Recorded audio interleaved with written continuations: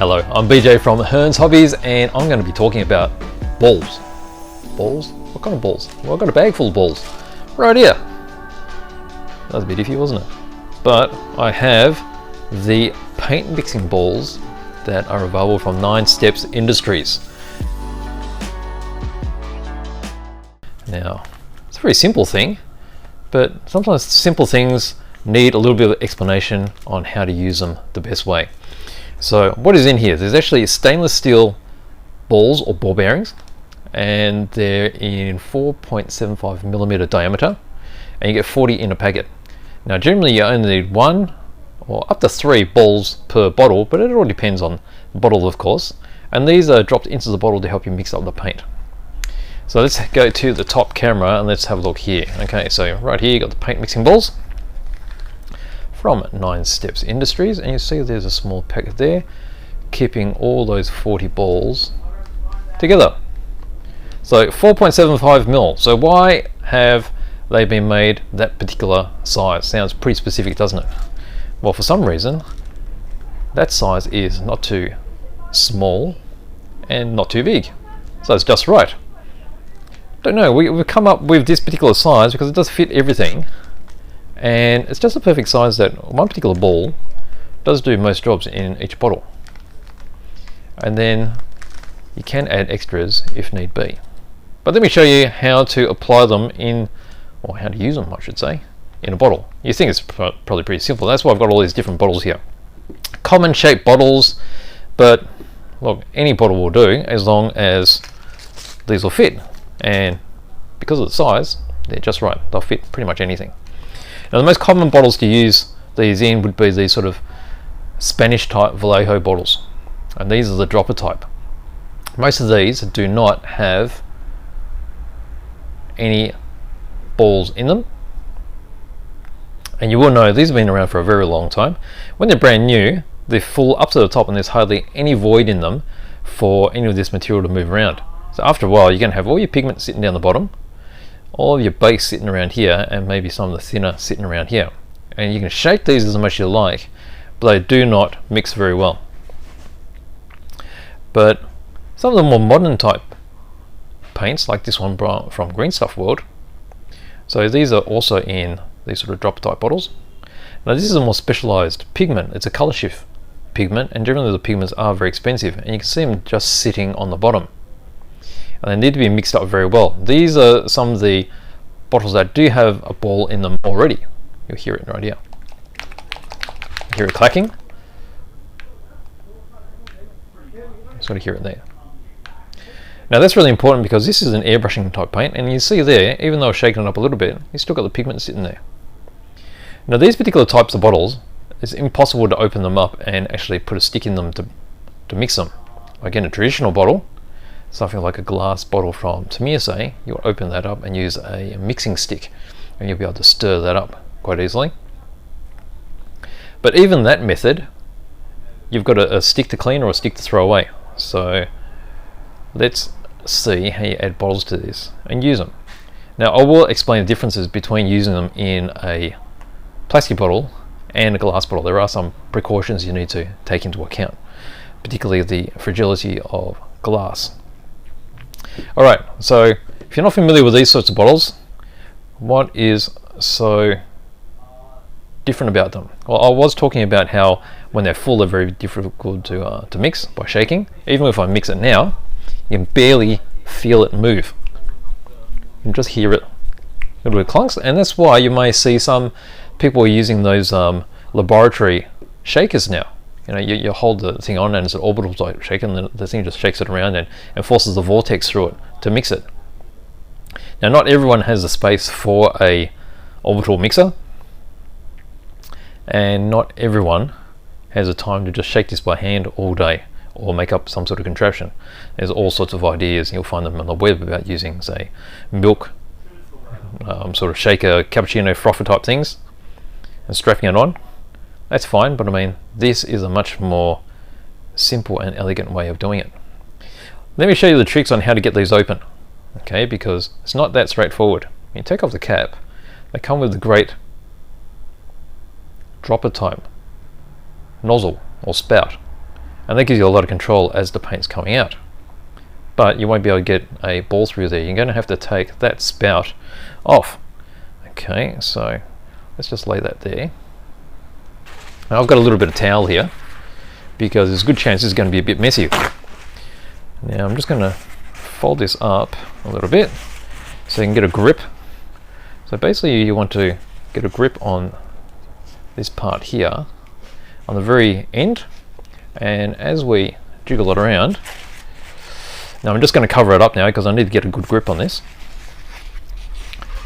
As we jiggle it, and you can see there, you see how it's popping out, and there you go, that's off now. Okay, so you can see there, that's big enough for the balls to drop into. Now before you do that, you see how there's a little bit of paint which is collected around here. You really need to make sure that this is dry of paint, because when you pop it back on, if it's not dry, it'll basically act like a lubricant, and when you squeeze your bottle, this could pop off and end up all over the place, and you don't want that. Right, so we'll just wipe this off clean. I'm using a kitchen towel, which is fairly lint free. You use any other lint free type cloth. You can see how it's sort of spread around a bit. Just want to clean that up so it's really clean. Like that. And you want it to be like so to get the seal back on it. So it needs to be a dry surface, because if you've got paint stuck in here, the paint's never going to dry and it's going to act like a slippery surface and it'll just pop off. And if you've ever had that done before, and I have, it's really messy. Okay, so what I've got my bag of balls. Let's just empty this out a bit. You can see the size of them. Sort of chunky. Oops, they're going all over the place now. Alright, we only need one, so I'll get that. See that? Let's dive in a bit deeper there. Got that ball. Pop that inside. You see it's just sinking in now. Pop this back on, so just pressure fit. Like so, make sure it's all snug, and that's it. And you're done. Put the cap back on, and then we're going to shake this, and you can hear it bouncing around now. And so that's going to bounce around, up and down, and it's going to loosen up all the pigment down the bottom and get a uniform mix on your paint. Now if your paint is really thick, and this can be really thick because these particular model colors are designed for brush painting, and if they are, you could possibly put another one in there because you can feel there's a little bit of resistance, but as I'm shaking it, I can hear it. And if I do it near the microphone, you'll probably hear it as well. So it's just bouncing back and forth, and that's fine. So this is look, this method of shaking is what Brett calls the Mexican backhand, right? And we use the same technique for spray cans. And that's fine for plastic type bottles where, you know, as this bounces up and down, it's not going to damage any of the bottle because the bottle's flexible, it's not going to break. On the other hand, if we do something like a glass bottle, like this one, or even like this one, which is a Tamiya wash bottle, and that's a perfect example. You can see the pigment just sitting down the bottom there. Now if you try shaking this,